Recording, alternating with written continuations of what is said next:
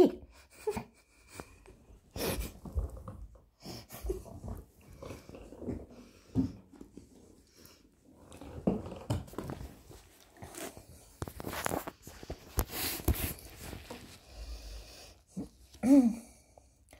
Stabilizācijas un augšupējās liecībā. Turpina lasīt Anastasija Garbušina, makroekonomika. Krievijas krīzes negatīvas sekas samera vētrē tika pārvarēta. Eksportu pārvarot grūtības pārorientē uz rietumiem. Ievērojami pieauga apstrādājušā rūpnīca un tirsniecība būvniecība. 2000. gada pirmā ceturkšņā IKP radītāji jau uzņēma ar Galilēm un pieaugums 5,3%. Avīzēs cildināja sasniegumus. Kādā laikrakstā pat parādījās virsraksts, kas Latviju raksturoja kā Baltijas tīģeri. Otrā ceturksnīs deva mazliet mazāku pieaugumu, 4,8%, pusgadu noslēdzām ar 5,1% IKP kāpumu. Iepriecināja 9 mēnešu IKP pieaugums pret iepriekšējā gadā, attiecīgo periodu 5,4%. Tas bija lielāks par gaidītu. Šādu pieaugumu nodrošināja tirdzniecība 8,1%, transporta glabāšana, sektori,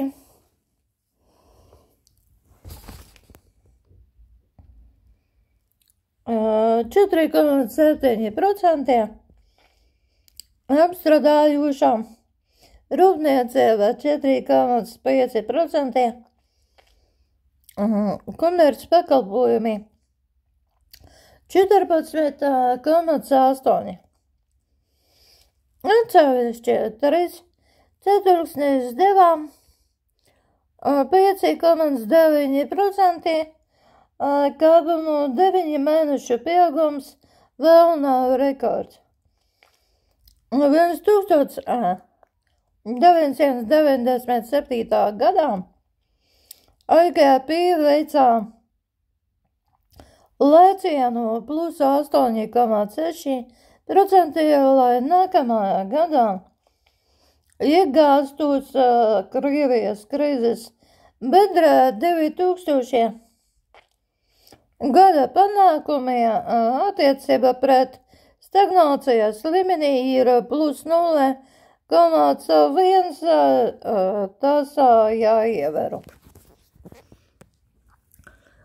Turklāt IKP statistikas precizitāte nav pārāk liela. Labas, ka trešā ceturksnī bija tirdzniecības dievs Merkurijs. Tirdzniecība pieauga par 12,7%, pārtika par 9%, saimniecības preces par 14%.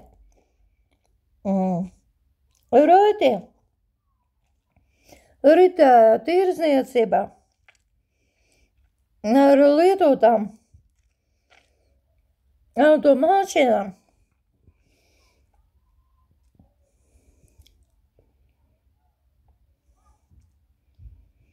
plus 59% ar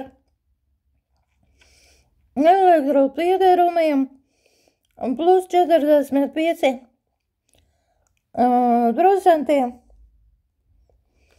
plūsnēs, vairumu tirdzniecībā, būva materiālu un santehnikās tirdzniecībā plus 47%. Eksperti par iegām, kā ilgi gādītā stabilizācijā beidzot ir iestājusies. Gads noslēdzās ar IKP stabilu pieaugumu 6,8%.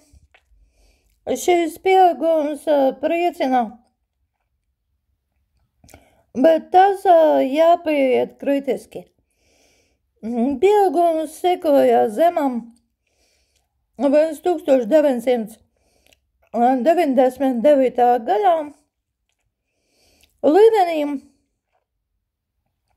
Iespējams, ka kontrabanda bija krietni lielākā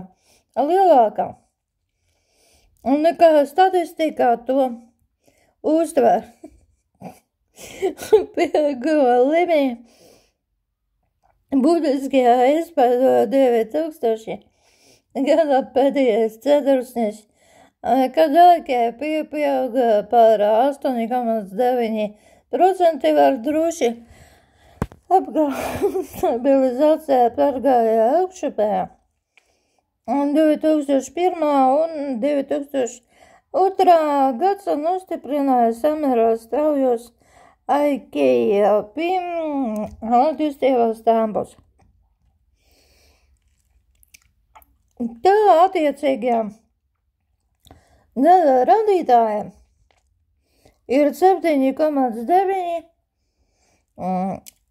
un 6,1%. Atsevišķos ceturksņos. Salīdzinot ar iepriekšējā gada atbilstošo periodu, šis temps bija vēl augstāka. Strauji pieauga mazumtirdzniecības apjoms. 2001. gadā šis pieaugums līdzinājas 17,8%, 2002. gadā 9,8%. Ievērību pelnā arī rūpniecības attīstība, tās fiziskais apjoms atlīdzināmas cenas 2001. gadā pieauga par 6,9%, 2002. gadā par 5,8%.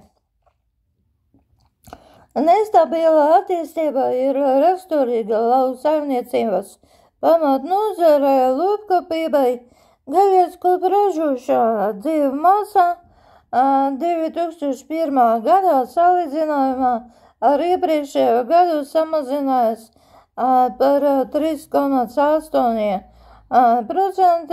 2002. gadā pieauga par 2,6%, nesasniedzot 2000. gadā. Līmenī iekavās 1,3%. Līdzīgā situācija ir ar piena ražošanu 2001. gadā. Pieaugums par 2,8%. 2002. gadā kritums par 4,1% pret 2000. gada līmenī, atpalīdzība par 1,4%, augu olu ražošana. Labās ir nākošo gadu perspektīvas. Teicām, ja uzsākts 2003. gads. Pirmā ceturksnī IKP pieaugums salīdzinās 8,8%, otrā ceturksnē 6,2%.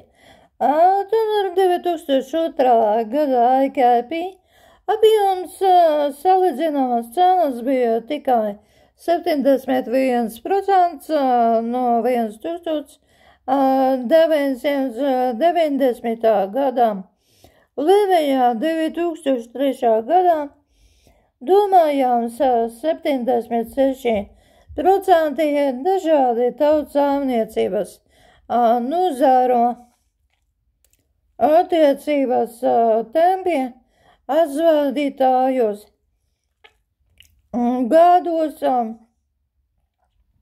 nosaka IKP veidošanas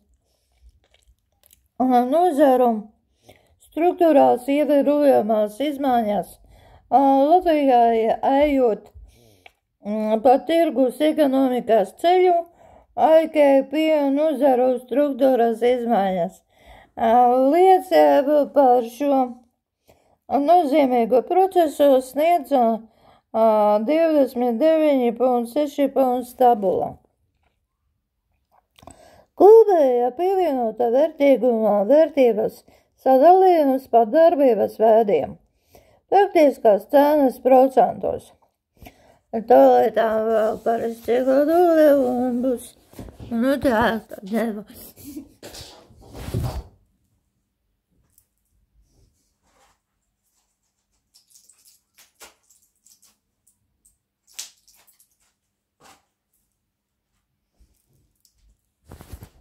Un 20.00 es vienu varēju gulēt. Kopējā pievienotā vērtības sadalījums par darbības veidiem. Bet šurā es tā aizraujos ar makroekonomiku, ka gribu izlasīt līdz nākamam nosaukumam. Kopējais pievienotais vērtīgums vērtībā bezas cenas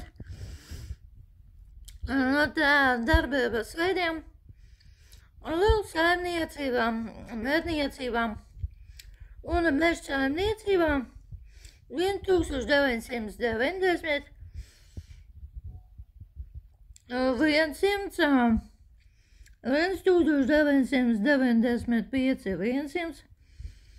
1998, 1999, 2002. gada 100, un tāpat darbības veidiem lauksaimniecībā, medniecībā un mežsaimniecībā 1990, 21,1, 1995. gadā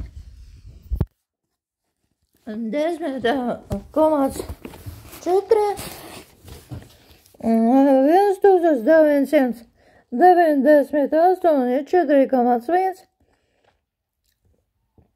4,1, 1999, 3,9, 2002, 2002. gads 4,5, zvejniecībā 0,8, vai to iedzētu iet gulēt.